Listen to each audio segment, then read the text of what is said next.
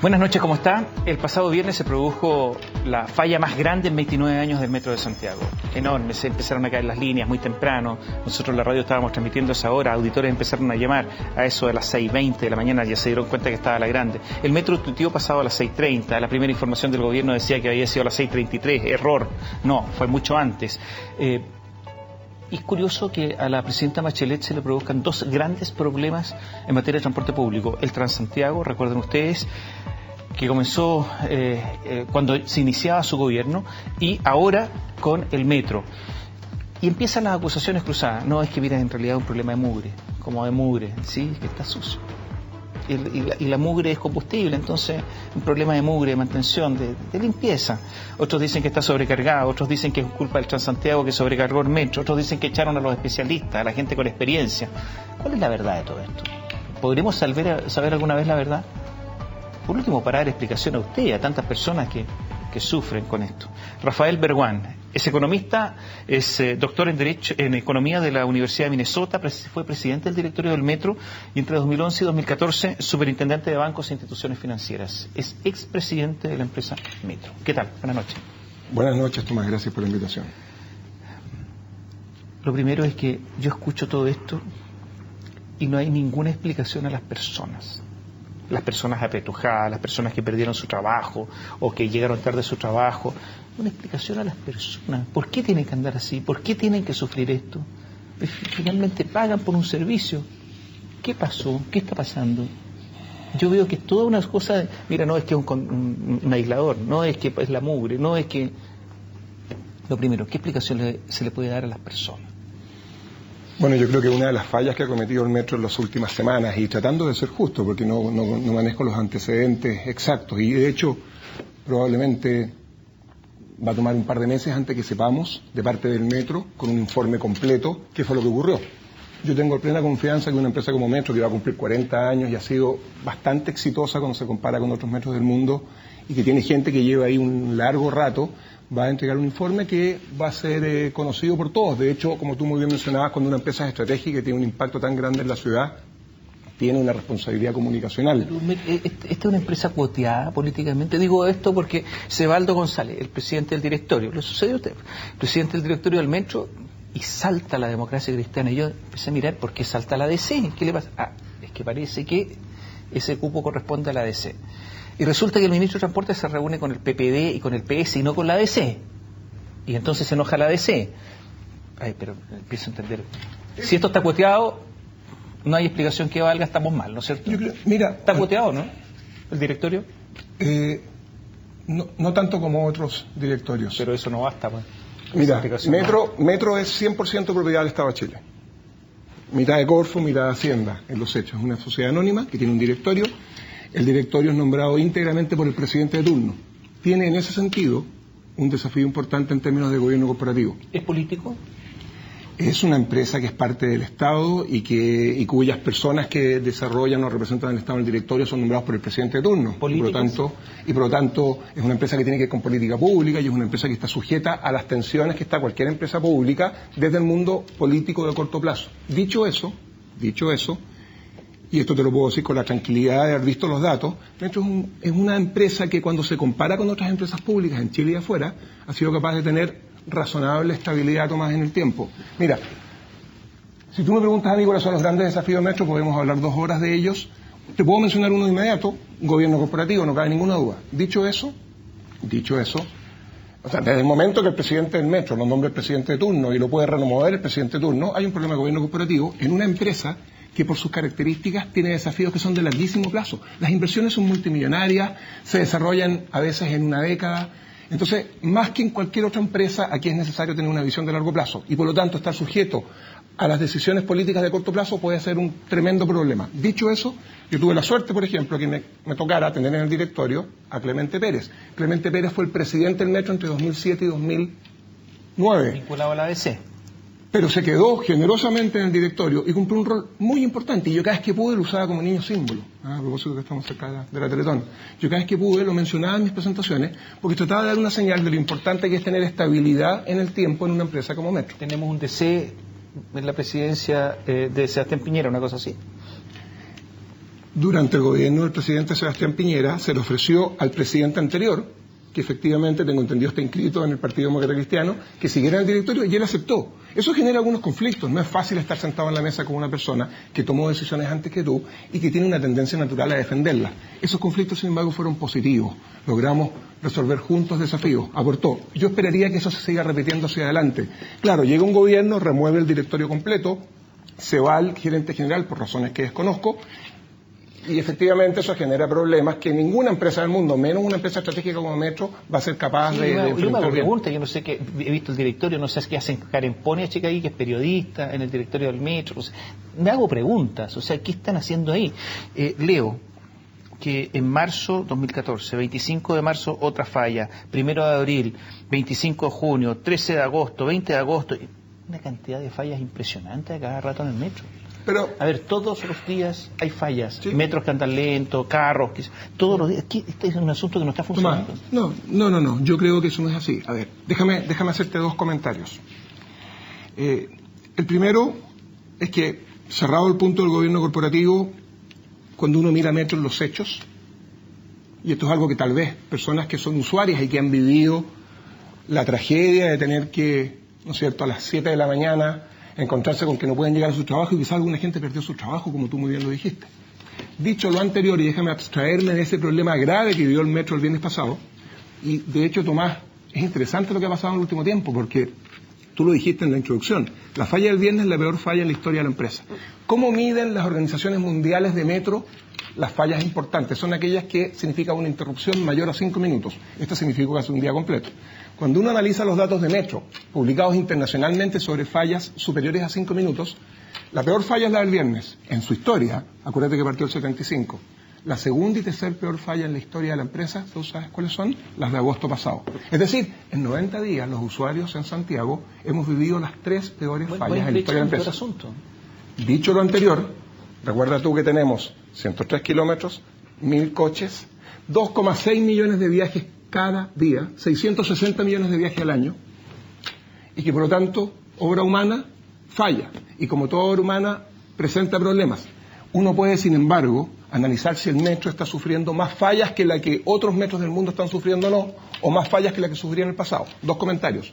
El metro de Santiago, objetivamente, todos los datos muestran que, en términos operacionales, velocidad, frecuencia y averías superiores a 5 minutos, está entre los 4 mejores metros del mundo hasta el año 2013. La tasa de fallas, que te acabo de mencionar, bajó 43% entre el 2010 y el 2013. Dicho eso, porque son los datos oficiales hasta el 2013, el 14 todavía no termina, este año hemos tenido las 3 peores fallas en la historia de la empresa. Último comentario. Bueno, pero a ver, ¿qué significa eso? Nuevamente el contexto, algo informa, Tomás. Puede que no resuelva nuestro problema, pero algo informa. Tú partiste preguntando, ¿qué le pasa al metro? Si tú quieres que yo te diga lo que yo opino, te voy a decir lo siguiente. El metro de Santiago es una más de las víctimas del Transantiago. Eso significa que con todas sus imperfecciones, con todos sus desafíos, desde el año 2007, el metro ha tenido que enfrentar 2 tremendamente grandes e injustos desafíos, que son culpa 100% del Transantiago. El primero, en 2 líneas, y si quieres después lo desarrollamos. El primero, al fracasar la implementación del Transantiago, como todos sabemos, en un par de horas, millones de personas se volcaron al metro, que tenía la misma infraestructura, los mismos sistemas y la misma gente que tenía un par de horas antes. Peor aún, de esto no hay tanta conciencia, la mayor parte de esa gente, sabes tú, se fue al metro al horario punta. O sea, hay una concentración incluso mucho mayor cuando uno mira lo que pasa entre las 7 y las 9 de la mañana. Todos lo vivimos. Y ha tenido el metro que, con su capacidad histórica, enfrentar ese enorme desafío con los mismos recursos. Segundo comentario final. Esa es la primera gran tragedia del metro como resultado del Transantiago, con todos los problemas que enfrenta y que, perdona, en la realidad de los metros que sufren fallas, solo va a crecer. Hasta mucho tiempo más. Segundo comentario final. Esto no sé si mucha gente lo sabe, porque lo anterior fue de implementación, déjame hablarte de diseño, es decir, lo que pensaron los técnicos antes. Las cosas a veces no funcionan, pero antes, intelectualmente, cuando todo funciona, diseñaron lo que se conoce como una tarifa técnica. El metro, no sé si tú lo sabes, ¿cuánto vale de un pasaje en el metro? Cerca de 700 pesos, dependiendo de la hora del día. Tú sabes que el metro, desde el año 2007, no recibe ese pasaje. Metro tiene una tarifa técnica que responde a ciertos criterios asociados a energía y otras cosas, que hoy día está más o menos en 340 pesos. Yo te puedo garantizar que el error de implementación que significó el 2007 el Transantiago, que llevó a doblar desde 1.2 a 2.4 el millón de viajes diarios en la empresa, concentrados en horario punta, esa demanda que enfrenta el metro no conversa con la tarifa que se diseñó en el 2006 y que sigue vigente y que solo se ha reajustado de acuerdo al precio de la energía. O sea, ¿esa plata va a qué? ¿Va a los buses? La diferencia entre 700 pesos aproximadamente y 340 tiene que ir al sistema a financiar el déficit del sistema. También, para ser justo y para que después no me reclamen por Twitter algunas personas, también es cierto que hay una parte de esa plata que lo que hace es financiar la tarifa de los escolares, que pagan menos. Pero créeme que una parte significativa de ella lo que hace es financiar el hoyo del Transantiago. Yo no entiendo. Entre marzo y septiembre, Metro de Santiago no tuvo gerente general. El gerente general es el que administra. Un subrogante no va a tomar decisiones de envergadura, decisiones de largo plazo, porque no los va a tomar. ¿Cómo se entiende que una empresa pública no tenga gerente general? ¿De verdad? O sea, con todos estos desafíos, está bien, ahí están, lo doy. ¿Qué pasa? Bueno, voy a hacer un comentario que va a excusar al metro y voy a hacer un comentario que va a golpear al metro. Parto por el que excusa al metro. Encontrar un gerente general en una empresa con estas características no es tan fácil. El sueldo es un buen sueldo, créeme, tiene que ser una persona que tenga las características que le permitan enfrentar el desafío de una empresa tremendamente compleja, que al final del día es prácticamente una empresa privada en muchas dimensiones, en términos de lo competitiva que tiene que ser, y al mismo tiempo tiene que ser una persona que sea capaz de manejar una empresa en el ámbito de la política pública, a propósito de lo que hablábamos al principio. Ellos se quedaron sin gerente general, tengo entendido que en abril, por razones que yo desconozco, y encontraron un gerente general en septiembre. Mira, a mí también me tocó cuando llegué presidente del 2010 quedarme sin gerente general porque la gerente de ese momento se fue a ministrar trabajo y nos demoramos 3 meses y medio aproximadamente en encontrar un gerente. Yo participé intensamente en el proceso.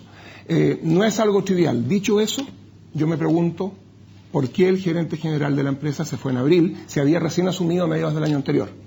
No tengo las razones por las que se fue. Quizás simplemente se sintió incómodo, puede ser, pero a mí me parece que cambiar el 100% del directorio, Tomás, y además mala suerte o error, perder al gerente general, es algo que una empresa con estas características no se puede dar el lujo de hacer. ¿Qué dice Rodrigo Azócar, el nuevo gerente? Dice que hay un problema de gestión de conocimiento. Palabras bonitas, gestión de conocimiento. Dijo que hubo una abrupta salida de mandos medios y de técnicos en el metro. Estamos en un escrutinio crítico respecto a los procedimientos y la forma en que se han estado haciendo las cosas durante los últimos años. Tenemos que trabajar en la capacitación, la transmisión de conocimiento. Dice que se echaron a una enorme cantidad de gente, se despidieron que tenían conocimiento. El ministro Gómez Lobo, hay que trabajar en la gestión de personal y volver a contar con la experiencia que tenían muchos trabajadores alejados de sus funciones directa o indirectamente. El metro ha estado recontratando personas con mucha experiencia porque los habían echado. Y habla del gerente de mantenimiento interno, que es subrogante, Vicente Pau. Los sindicatos dicen que han echado un montón de gente. Lo dijeron uno y otros sindicatos y dijeron que ahí está el problema. Echaron a la gente de mantención. Toda empresa tiene desafíos, toda administración es perfectible. Dicho lo anterior, yo estoy en profundo desacuerdo con esas aseveraciones. Este es un tema objetivo. ¿Los echaron o no los echaron? No los echaron. A ver, cuando tú dices echaron un montón de gente, ¿qué significa? ¿Que echaron a 5, a 10, a 20, a 30? 10%. Se habla del 10% de personal de mantención. Yo te puedo decir lo siguiente. Hace un par de meses atrás, cuando ocurrieron las primeras 2 fallas, un sindicalista, que es el mismo que ha aparecido hablando en estos últimos días, al que yo no recuerdo conocer, mencionó que habían echado a 600 personas del área de mantenimiento. Yo me preocupé, me sorprendí. No, dijo que en general, son 670. No, eso lo dijo después. Yo leí estas cosas en los diarios. 600 personas de mantenimiento, yo dije 600 personas de mantenimiento. El área de mantenimiento, con personal interno, cuando yo asumí 420 personas, tiene hoy día el orden de 530, porque las personas que trabajan en mantenimiento interno no solo están en la gerencia de mantenimiento, también están en otros lugares, y algunas de ellas están haciendo labores relacionadas con las escaleras mecánicas, que no tiene que ver con lo que está pasando con el metro, con los coches y con los sistemas. Entonces, hay que tener cuidado con como uno de los números. Dicho lo anterior, 2 comentarios. La rotación de metro, que ha llegado en los peores años a 5%, es decir, el número de personas que dejan la empresa. Algunas la dejan por razones de jubilación, otras porque se quieren cambiar de pega, otras porque efectivamente, vamos a usar el eufemismo, son desvinculadas. No hay ninguna duda. La rotación de metro ha sido cercana al 5% históricamente durante gobiernos socialistas, durante gobiernos demócratas cristianos y durante gobiernos de centro derecha. Toda empresa con 3.500 personas internas y cerca de 5.000 externas tiene una rotación normal, natural. Hay personas que simplemente son echadas en toda empresa, en todo el mundo. La acusación es que la experiencia falta porque la gente con experiencia se fue y de metro nos dicen no se aprende en las universidades, se aprende en el metro. Ahí se va adquiriendo experiencia. Yo te pregunto entonces, si vamos a entrar en el área chica. Eso es lo que dicen ellos. Sí, claro, por supuesto, pero para comparar opiniones. Te digo, los datos muestran una cosa distinta. El área de mantenimiento se redujo en cerca de 15 personas, de acuerdo a las cifras que yo revisé oficiales, durante el peor año entendido como aquel año en el que salió más gente. El área de mantenimiento tiene hoy cerca de 120 personas más que las que tenía en 2010 y no fueron recontratadas las últimas semanas. Yo te puedo asegurar que la política de gestión asociada a mantenimiento que se realizó durante el gobierno anterior no tiene ninguna diferencia de fondo con la que se había desarrollado durante los 4 años anteriores y durante los 6 anteriores, porque ningún gobierno con 2 dedos de frente, déjame ser más concreto, ningún directorio con 2 dedos de frente, ninguna administración con 2 dedos de frente, es una empresa de la importancia de esta, va a asumir el riesgo de ahorrarse unos pesos por razón de mantenimiento. Si tú me preguntas, perdón, sí, déjame decirte solo una cosa, si tú me preguntas si Metro está, debido a una tarifa técnica que está en la mitad de lo que pagan los usuarios, con un número de pasajeros muy superior al que tenía antes, concentrado en hora punta, exigido el máximo, absolutamente. Si tú me preguntas si las fallas van a seguir ocurriendo, absolutamente. Si tú me preguntas, pero es que todos los metros del mundo fallan y lo que está pasando con la envergadura de lo que está ocurriendo acá. Bueno, yo no puedo saber si vamos a tener una falla del tamaño de la que ocurrió hace un par de días atrás. Yo todavía le asigno una probabilidad, quizás soy muy ingenuo, Tomás, a que esto haya sido resultado de la mala suerte. 3 grandes fallas en el área punta. Estamos en un gran problema. Rodrigo Azócar, el nuevo presidente del directorio, el gerente general, el ministro Gómez Lobo, todos dicen que el problema es que se echaron a las personas con experiencia y que hay un problema de mantención. Si el diagnóstico es errado, la solución va a ser errada. Entonces estamos en un problema. No, yo creo que una empresa de la importancia de Metro tiene que entregar un informe que sea conocido por la ciudadanía, por los usuarios, por los periodistas, de manera tal de que sepamos qué fue lo que pasó. Hay un informe técnico que se hizo por técnicos franceses que no dice eso. Dice que hay fallas, hay un deterioro en la moral de trabajo. Bueno, imagínate cómo se miden esas cosas. Yo te puedo mostrar datos de cuando yo estaba ahí el 2010 y 2011, en el que había enormes desafíos en ese ámbito, pero también hubo un esfuerzo importante de la gerencia que implicaba o involucraba a 6 de los 7 grandes gerentes que venían de 3 administraciones anteriores. Leo textual. La línea 1, por su antigüedad y demanda, es especialmente vulnerable a fallas relacionadas con los equipos y a la escasez de repuestos que ya no se fabrican en forma regular. Lo anterior se traduce en un deterioro de la moral de trabajo. Ya no hay repuesto para el metro. Bueno, mira. No hay repuesto para el metro. Tomás, tú me dices que hay opiniones que somos todos adultos, igual que la mía, que fui presidente del metro en 2010 y 2011. Las opiniones se plantean desde una realidad. Yo estoy hablando como expresidente del Metro 2010-2011. Cuando habla un sindicalista, cuando habla un ministro, está hablando una persona que está defendiendo un interés. Unos técnicos, unos expertos franceses. Perfecto. Yo leí el informe, que por lo menos lo que salió en los diarios, y plantean cosas que me parecen muy razonables. Dicen que hay un desafío en la línea 1 que tú acabas de mencionar. Tomás, la línea 1 partió en septiembre del año 75. Va a cumplir 40 años el próximo año. A los 40 años jugar fútbol no es lo mismo que jugar a los 15. Hay desafíos mayores. Hay que hacer renovaciones, se necesitan recursos para que aquella infraestructura que va a cumplir 40 años sea renovada. Durante el gobierno anterior, junto con anunciar 2 líneas de $2.700 millones, 3 y 6, se incorporaron $400 millones con ese objetivo. A los gobiernos no les gusta meter dinero en renovación de infraestructura. No, por supuesto, pero a los gobiernos no les gusta meter dinero en renovación de infraestructura porque al público le parece más evidente ver cómo el metro crece, algo que es muy necesario. Pero sabes tú, cuando el metro tenía 20 años quizás nos podíamos dar el lujo de no revisar la infraestructura. Han pasado 40 y eso cada día va a ser más complicado hacia adelante. Hay una empresa inglesa que se llama Balfour Beatty, ¿no? Que hace labores de mantención. Y que trabaja también para el Metro de Londres. ¿Y qué pasa con ellos? ¿Les exigen? Porque, ¿qué pasa? Porque resulta que el otro día las vías estaban hechas una porquería, era una mugre. Lo que se incendió fue la mugre, la cochinada.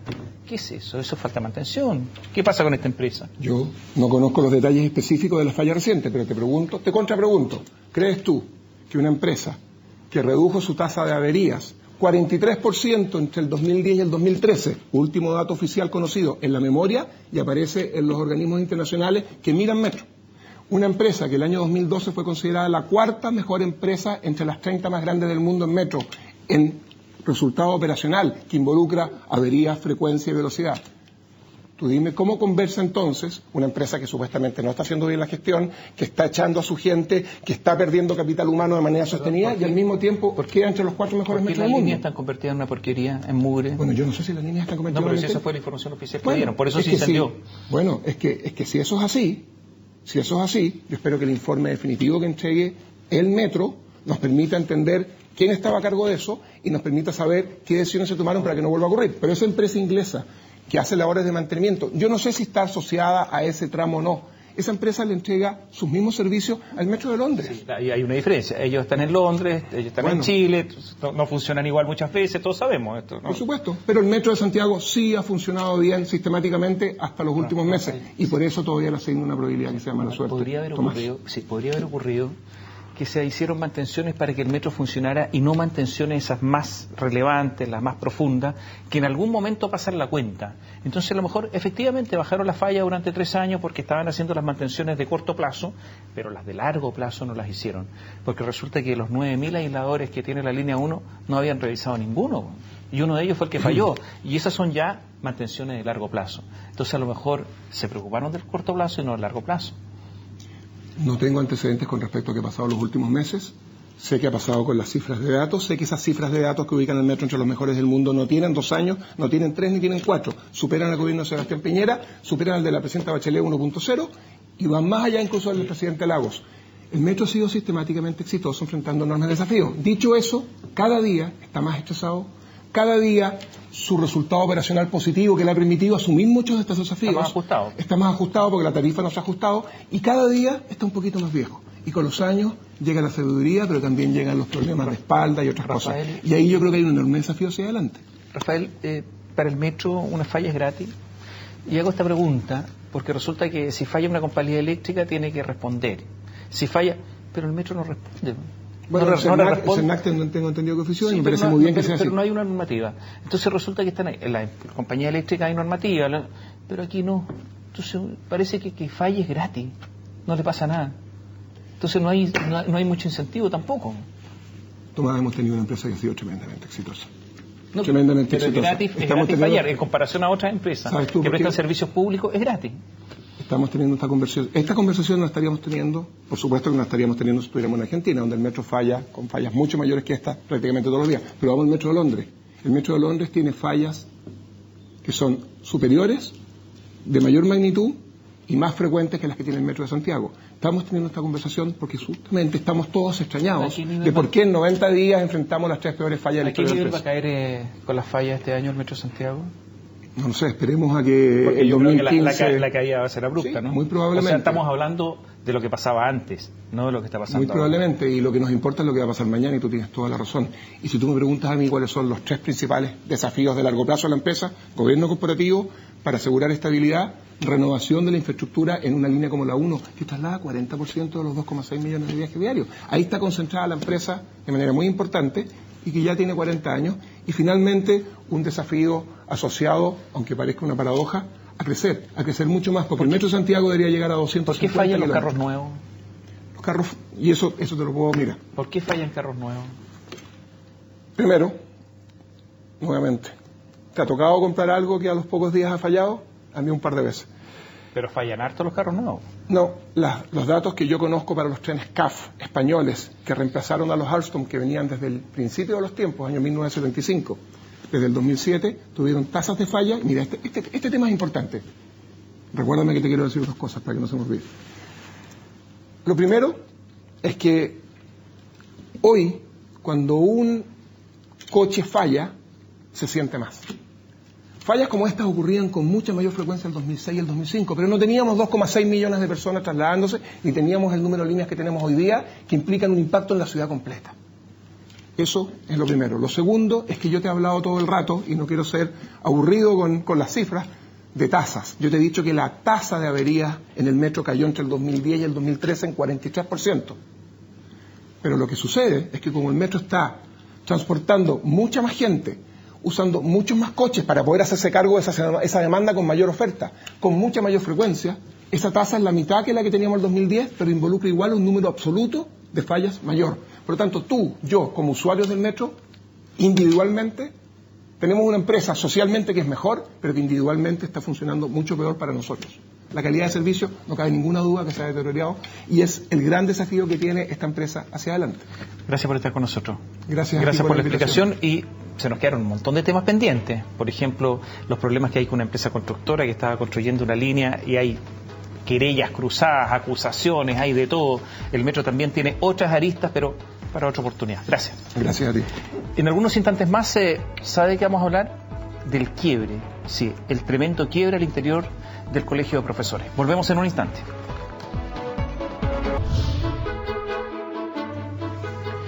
Jaime Gajardo, el presidente del Colegio de Profesores, firmó un acuerdo con el gobierno. Entonces, hay una agenda corta, hay 5 puntos en esta agenda corta, y dijo, si firmamos, acordamos 2, estamos listos. Y resulta que las bases no lo aceptaron, una votación, más del 56% de los profesores dijo que no, y Jaime Gajardo empezó a caminar como por un desfiladero. Por aquí está la montaña, abajo está el precipicio. Es una especie de cuerda floja. Algunos le empezaron a pedir la renuncia, que se vaya Gajardo. Los profesores, muchos empezaron a paralizarse. Se estima que hay 300.000 alumnos que en estos momentos están sin clases, profesores paralizados en muchísimas ciudades de Chile. Y Gajardo negociando. Y el ministro que no aparecía, el ministro Nicolás Eizaguirre, no aparecía. Bárbara Figueroa, la presidenta de la CUT, comunista, igual que Gajardo, salió a defender a Gajardo y dijo que los profesores, esos disidentes, ¿qué se imaginan? ¿Qué diablo, qué es lo que están haciendo? ¿Por qué los profesores están reclamando en contra del presidente del gremio? Ella dijo, Bárbara Figueroa, que esto no es un problema de fondo y que son protestas que representan una autoderrota. Le dijo, no pueden hacer esto. Mario Aguilar es prosecretario del Colegio de Profesores del Partido Humanista y es uno de los críticos de Jaime Gajardo, es un disidente. Nos acompaña esta noche. ¿Qué tal? Buenas noches, encantado de estar acá. ¿En algún momento usted fue oficialista o no? ¿Con Gajardo? Sí. No, yo nunca he ido en una lista con él. ¿Siempre ha sido disidente? O sea, hemos tenido visiones distintas, nunca he sido compañero de lista con él. Usted sabe que en las elecciones del Colegio de Profesores siempre hay varias listas. Sí, claro. Yo nunca, ni desde los inicios, con Pavé alguna vez sí, cuando todavía era comunista, pero con Jaime Gajardo no. ¿Y ahora es más disidente que antes o no? Yo diría que sí, porque en este periodo se acentuó distintas concepciones de lo que debe ser el gremio. Yo creo que eso es la esencia de lo... Más al fondo la discusión, más allá de la agenda corta, es de cuál es la concepción de gremio. Nosotros sostenemos que un gremio debe siempre mantener autonomía plena de cúpulas políticas partidistas, de gobiernos, de funcionarios, de ministerios, de siempre. Bancadas, Oye, siempre. Pero si gobernara el Partido Humanista, ¿qué pasa con usted? No, nosotros mantendríamos plena autonomía. ¿Sí? ¿Renunciaría al partido? ¿Qué haría? O sea, no necesariamente que renunciar al partido, nosotros nunca le hemos pedido a Gajardo que renuncie al partido, ni a ninguno de los presidentes anteriores, pero sí que en su actuación tengan autonomía plena. Y lo que uno observa en el periodo en que empieza a gobernar la nueva mayoría, que además coincidió justo con un nuevo periodo nuestro, fueron simultáneos los periodos, uno observó inmediatamente que comenzó a sostenerse una política obsecuente con el gobierno, muy poco crítica, muy de aplaudir todo lo que hacía el ministerio. De hecho, se aplaude por parte de Jaime Gajardo el nombramiento de Nicolás Eizaguirre cuando todo el mundo social, y hablo de estudiantes, la Confech, los secundarios y sectores del Colegio de Profesores, inmediatamente nos llamó la atención y alertamos voces diciendo cómo un economista neoliberal en educación, justo cuando se está proponiendo que la educación cambie completamente de concepción. Pero, a ver, claro, ustedes no le han pedido a Jaime Gajardo que renuncie al Partido Comunista. Le están pidiendo algo peor, le están pidiendo que renuncie a la presidencia del Colegio de Profesores. Le están diciendo que se vaya, que ya está bueno. Mire, yo nunca le he pedido la renuncia, pero sí, los profesores de base sí, muy fuertemente. Y ¿Usted eso cree que se tiene que ir o no? ¿Ah? ¿Usted cree que se tiene que ir Gajardo, no?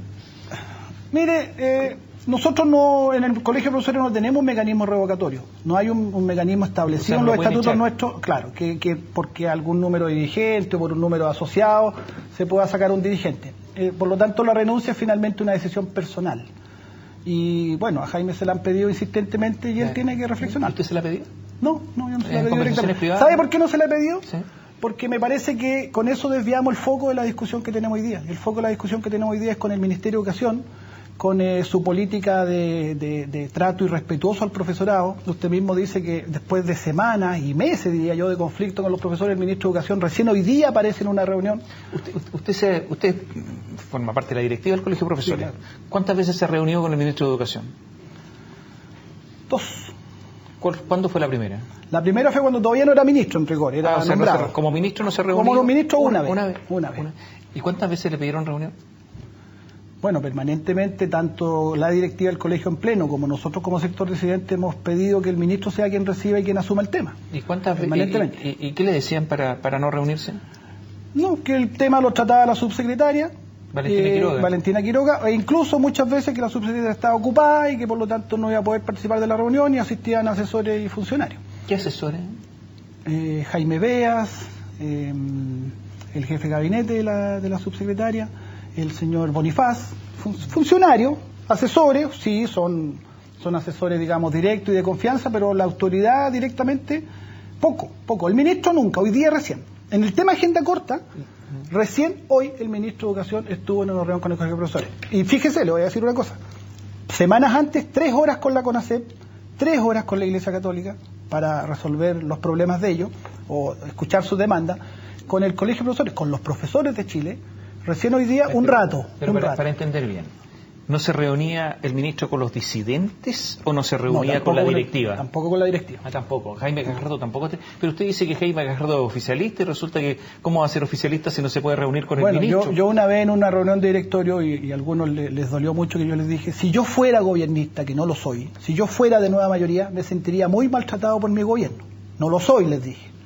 Pero este trato que les están dando a ustedes, que el ministerio les está dando a ustedes, que se supone son sus aliados, es impresentable. Leo esta declaración. Soy una convencida que la exigencia de paro nacional por parte de algunos colegas es equivocada. Pues tenemos respuesta a la agenda corta y hoy el desafío es enfrentar entre todos el debate de la desmunicipalización y la carrera docente y asumir que bajo esta movilización violenta e inorgánica solo estamos autoinfligiéndonos una derrota para poder incidir en los debates estructurales que vienen. ¿Le suena? La presidenta de la CUT, Bárbara Figueroa, que además es miembro del directorio del colegio. Bárbara Figueroa es profesora. Sí, es miembro del directorio del colegio, sí. Presidenta de la CUT. Lo acusa a usted, que promueve la movilización de una movilización violenta, o sea, lo hacen las personas, ustedes que son violentos e inorgánicos. Mire, esas declaraciones son muy desafortunadas y son muy lamentables. Yo lo digo así muy claramente. Porque la máxima representante de los trabajadores de Chile se tira en picada contra un sector de trabajadores que además somos sus colegas directos. Ella con eso está ofendiendo, no me está ofendiendo a mí, ni a los otros disidentes, está ofendiendo a los profesores, que decidieron no aceptar el acuerdo de 4 paredes que se tomó, el primer acuerdo que firmó Jaime Gajardo por 2 de los 5 puntos de la agenda corta. Ahí vino la rebelión de las bases, así se le ha llamado por la prensa este movimiento, la revolución docente, he leído en otros lados. Y fue un movimiento muy genuino de los profesores. Esto no lo digitamos los disidentes, fíjese. Los disidentes a lo mejor hemos sido voceros, hemos empatizado con eso que ha surgido de las bases, los hemos apoyado, pero no lo digitamos nosotros. Fue genuinamente la gente. Cuando lo tacha de esa manera la presidenta de la CUT, yo encuentro que está ofendiendo a los profesores. Y yo creo incluso, yo le pido a ella, le exijo que se disculpe con los profesores. No, ya se lo exigió y ella no se disculpó. No lo hará a lo mejor. ¿Cuántas veces le ha pedido que se disculpe? Bueno, yo no. Esta es primera vez que le pido que se disculpe porque yo creo que en esta ocasión pasó la raya. Se pasó la raya. Oye, pero dice además ella, porque no se quedó ahí, dice que no seré parte de un movimiento que tras las banderas de la lucha docente hoy solo busca debilitar la organización. Solo busca debilitar la organización. Eso lo acusan ustedes, textual, ¿ah? Sí. Solo porque se hacen las cosas que unos quieren o simplemente porque creen que el problema de fondo es la salida de Jaime Gajardo. O sea, ustedes solo buscan debilitar la organización porque solo buscan la salida de Jaime Gajardo. Por eso le digo que son muy lamentables esas declaraciones. Yo preferiría entenderlas que ella está en un momento de mucha ofuscación y que en un momento que esa ofuscación se le pase, habrá reflexionado sobre lo lamentables que son y pedirá disculpas. Si no lo hace, bueno, ya es cosa de ella. Pero lo que ocurre es con lo que nosotros estamos haciendo al exigir que el colegio de profesores, que la organización gremial de los profesores respete a los profesores de base y respete sus sentimientos y respete sus demandas, es justamente fortalecer la organización. Porque lo que debilita la organización es darle vuelta a la espalda a los profesores, es decidir entre pocos, es no escuchar lo que la gente pide, es no considerar a los profesores. Fíjese que hoy día podría haber un acercamiento con el gobierno. ¿Cómo le fue hoy día con el gobierno? Hubo una mejor disposición del gobierno en los 5 puntos. El ministro lo vio más llano. Bueno, sí.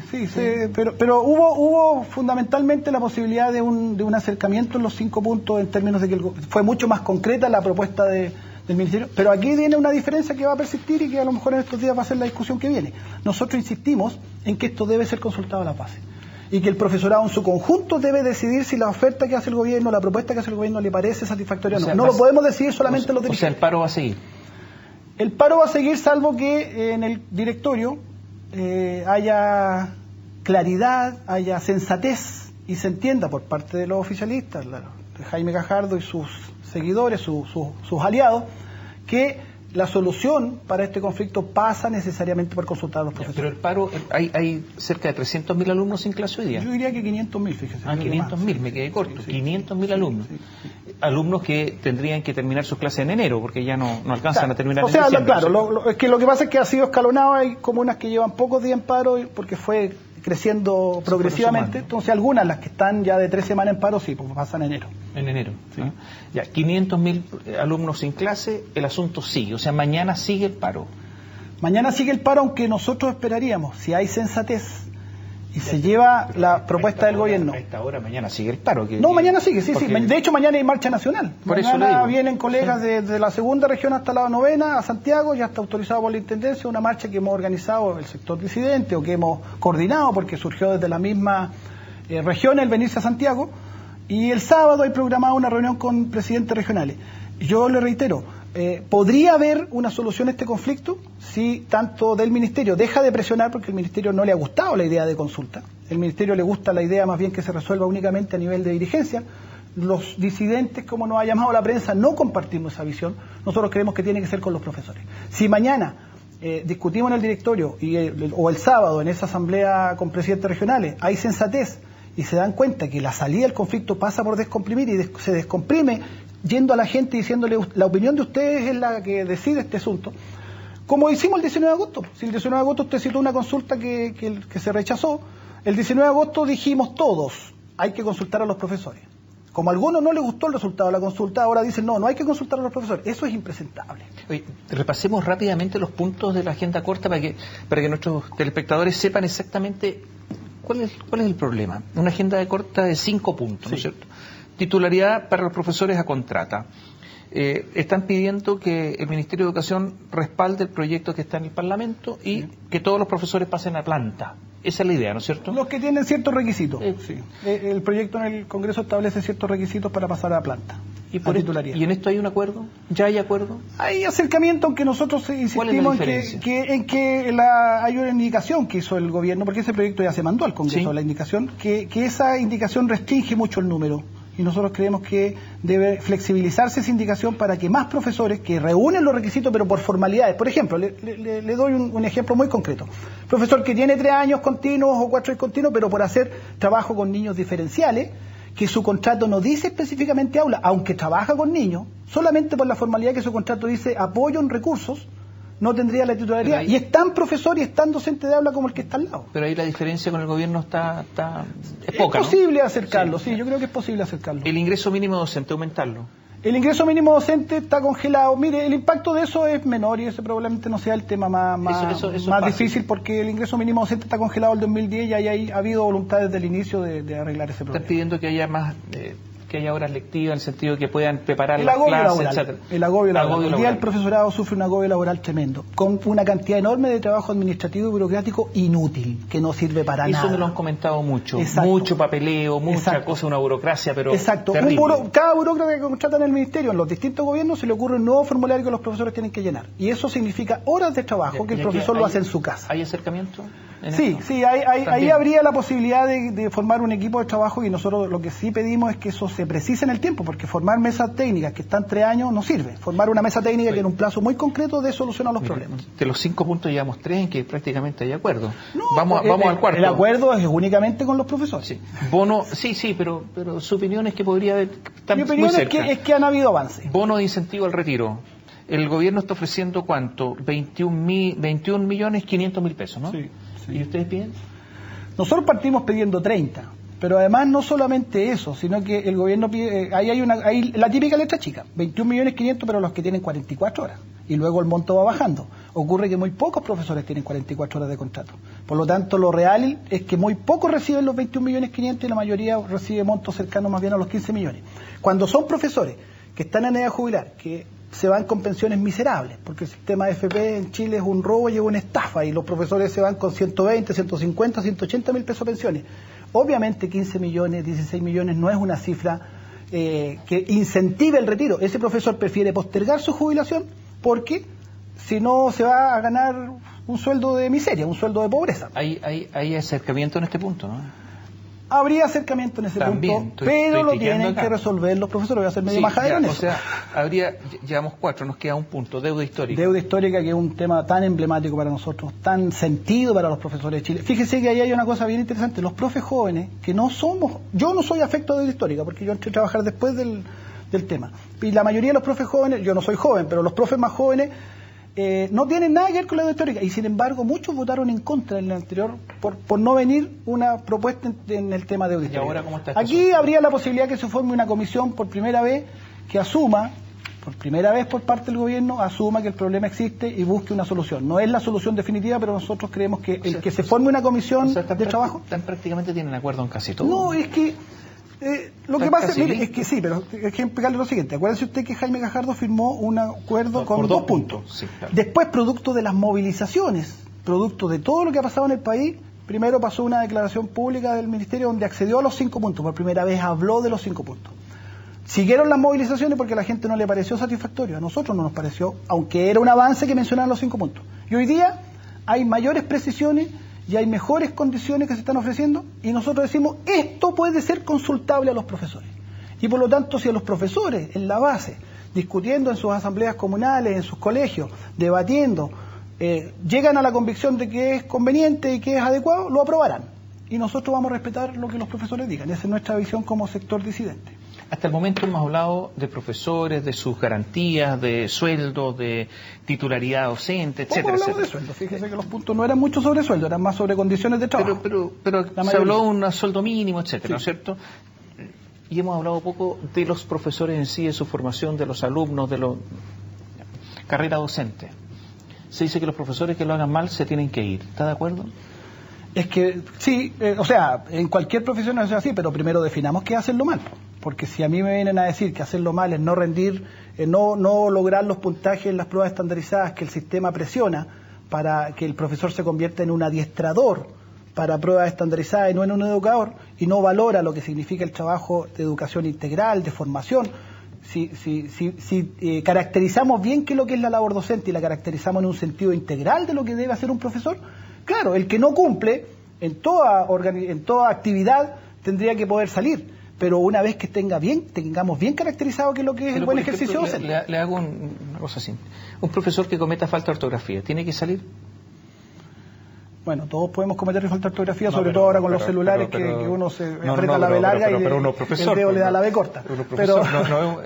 No, por supuesto hay exigencias profesionales mínimas que tienen que estar consideradas, y ahí entramos a un tema que probablemente toca a muchas profesiones, porque cuando usted ha dejado liberado al mercado la formación docente, como ha ocurrido durante décadas en Chile, bueno, usted va a tener deficiencias que son inevitables. Yo veo que 2/3 de los alumnos que estudian pedagogía hoy, 2/3, tienen puntaje hasta 580 puntos. Hay 1/3, hay uno en 700 que tiene 700 puntos, pero un tercio no se sabe porque ingresaron sin PSU de los que están actualmente estudiando. Sí, eso ocurre en pedagogía, pero también ocurre en otras carreras. Sí, porque sí, está bien. Captar clientes. Estoy hablando de pedagogía. Entonces, ¿qué pasa acá? Que claro, profesores se van a ir jubilados, no sé, hay que pagarle los 21, 23, 25, los 30 millones. ¿Y el reemplazo cómo será? Bueno, yo miro esto con espanto, ¿sabes?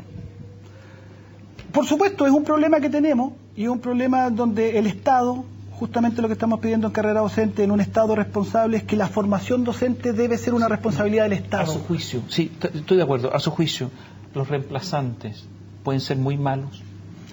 Hay también profesores muy buenos entre los profesores jóvenes, ¿eh? Yo creo que también esta prueba inicia, por ejemplo, y otras que se han hecho, a veces son muy sesgadas y miden ciertas cosas específicas únicamente, ciertas cosas que tienen que ver más con conocimiento y no con otras habilidades que también son necesarias. No estoy eludiendo la pregunta sobre el tema de la formación docente. La formación docente en los últimos 20 años en Chile ha tenido serios déficits, como ha tenido serios déficits la formación en distintas profesiones.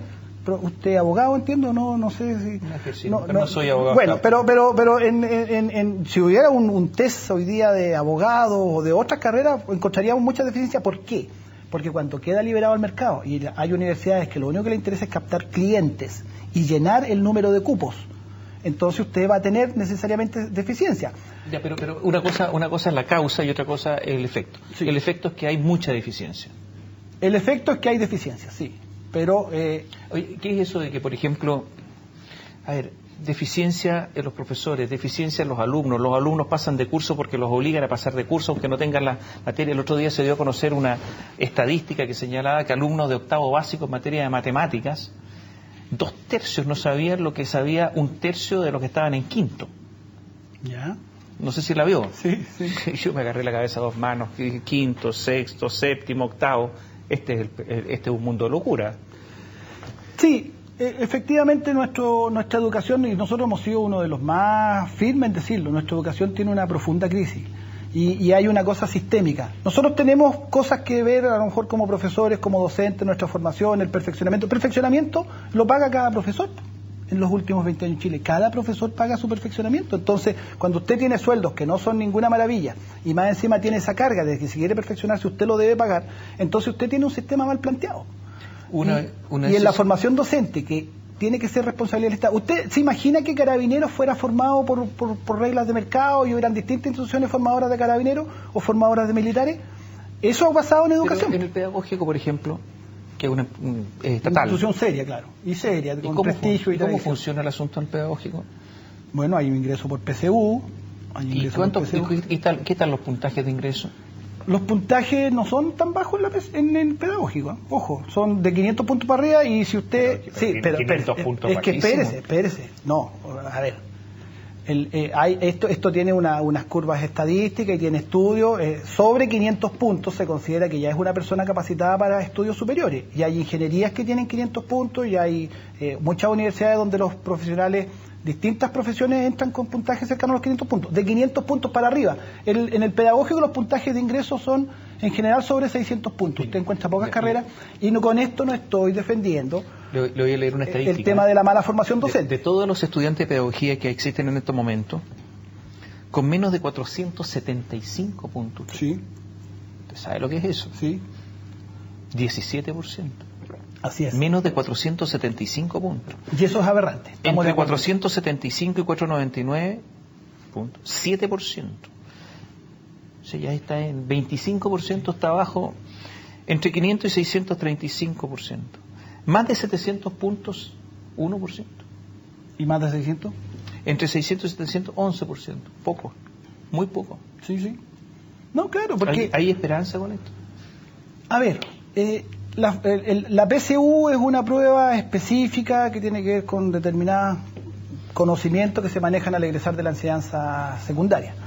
Si hubiera una formación docente interesante posteriormente, si hubiera una formación docente, un plan curricular serio, un plan curricular académicamente solvente, eso se puede compensar. Fíjese que hay estudios en la Universidad de Santiago, no para carrera de pedagogía, para otras carreras, donde ellos detectan alumnos que no tienen grandes puntajes en la PSU, pero que le detectan otras habilidades, ingresan a distintas carreras, ingeniería y otras carreras técnicas, y les va bastante bien si tienen el apoyo correspondiente. Dicho eso, la PSU también está bastante cuestionada como forma de medición adecuada. Hoy día hay estudios técnicos y muchas cuestionamientos, muchas necesidades de que se estudie eso si realmente corresponde a la mejor manera de medir las capacidades para los éxitos en la educación superior. Se supone que la prueba de ingreso es predictor del éxito de la persona en los estudios superiores después. Y hay muchos estudios, la Universidad de Santiago tiene bastante sobre eso, que muestran que no es tan así. Mario, volviendo al tema de los profesores y este gallito que hay con el Ministerio de Educación, Jaime Gajardo, si se llegara a este acuerdo, ¿usted lo apoyaría? O sea, si los profesores aprueban el acuerdo en una consulta, nosotros vamos a estar, obviamente vamos a apoyar que eso se firme. Si usted tuviera su voto, ¿es favorable o contrario al acuerdo? Su voto. Es que el acuerdo no está afinado, a estas horas no está afinado todavía. Pero ya yo empecé a tiquear aquí, porque usted está casi en todo de acuerdo. No, ¿Su voto es favorable o contrario? Mi voto es necesariamente el que los profesores digan. No, pero el suyo, no el de los demás, el suyo. Yo creo que si hay un avance significativo... Pero había un avance significativo. ¿Es favorable o contrario? Le faltarían algunas cosas todavía y creo que de aquí a estos días que faltan podemos lograr... Así como están las cosas hoy, ¿su voto es favorable o contrario? Tendría dudas y tendría que pensarlo bien y analizarlo punto por punto. No lo sabe. No, lo sé, lo que pasa es que... no lo quiere decir. No, para mí faltan todavía algunos, pero tampoco quiero ser negativo de cerrarme. Para mí todavía necesitaría algunas precisiones. Si al día de hoy es suficiente para que diga sí. Al día de hoy no es suficiente para que diga sí. O sea, pero hoy día es no. Soy optimista que se puede... Ya, pero al día de hoy es no. Al día de hoy es no. Gracias por estar con nosotros. Encantado. Mario Aguilar es prosecretario del Colegio de Profesores, nos acompañó esta noche. Buenas noches, gracias.